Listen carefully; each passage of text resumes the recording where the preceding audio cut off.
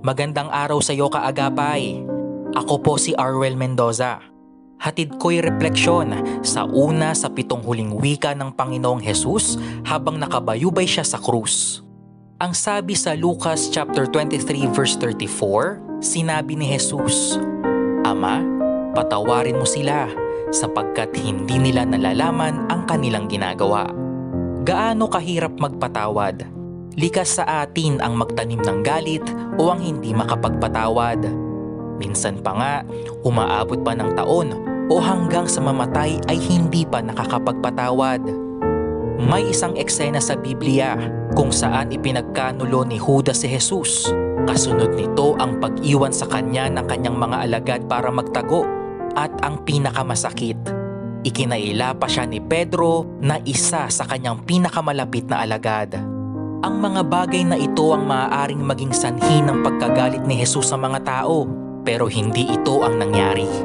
Bagkus sa oras ng kanyang pagpako sa krus, ang unang salita na namutawi ay, "Panginoon, patawarin niyo sila sapagkat hindi nila alam ang kanilang ginagawa." Imagine, imbis na magalit, siya pa ang humingi ng kapatawaran sa Ama para sa atin.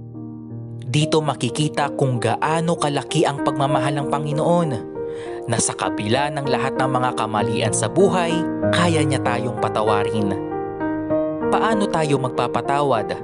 Magpatawad tayo kung paano tayo pinatawad ng Panginoon. Hindi madali, maaaring proseso ito sa marami.